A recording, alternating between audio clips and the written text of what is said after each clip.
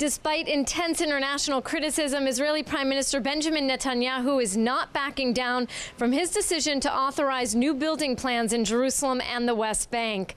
Now, that decision, in fact, has only become more controversial after it was announced that a postponed plan to build 1,600 housing units in the Jerusalem neighborhood of Ramat Shlomo is now back on the table.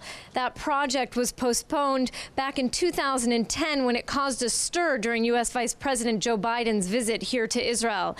Today, it's the European leaders that are taking the lead in condemning Israel for these new building plans. Some are warning it could spell the end of the peace process. The prospect of a Jewish neighborhood going up on the 4.6 square miles around this hilltop has enraged world leaders.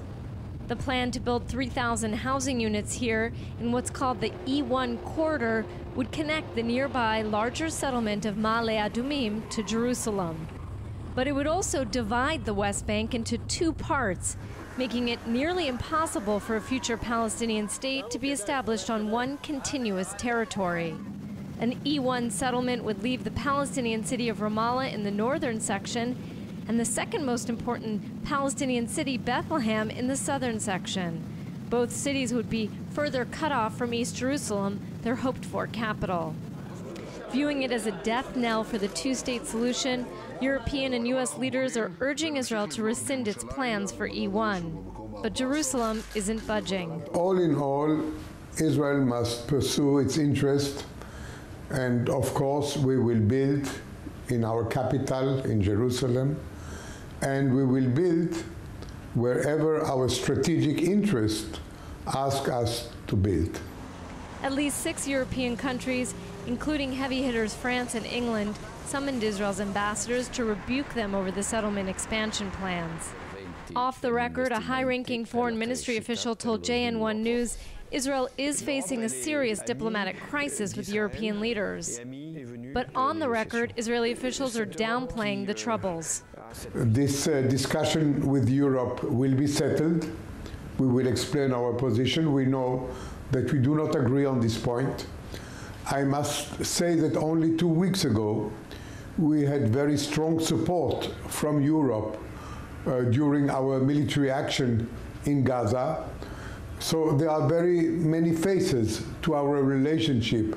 Israel's relationship with the Obama administration is taking another hit too, fueling more distrust between the allies. A senior U.S. official called the new construction plans a slap in the face after President Obama loyally supported Israel at the UN against the Palestinian status upgrade. Some Israeli officials are convinced President Obama directed European leaders to come down so hard on Israel in retaliation. Whatever the case, less than 2 weeks after world leaders supported Israel in its Gaza operation, it now finds itself increasingly isolated on the international scene. First by the UN Palestinian vote, then by its settlement expansion plans, and lastly by the UN's recent resolution calling on Israel to open its alleged nuclear facility. But Israeli officials believe it's just a bump on a familiar road.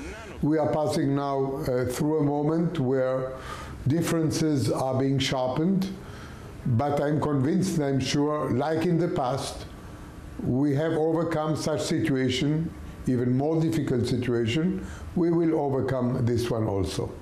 Reports that European leaders may consider economic sanctions against Israel have been dispelled by England's Foreign Minister William Hague, who said that's not an option. But he did say if Israel proceeds with its building plans, he'll have to consider, quote, further steps. Jordana Miller, JN1, Jerusalem. However, in the absence of these assurances, the United Kingdom would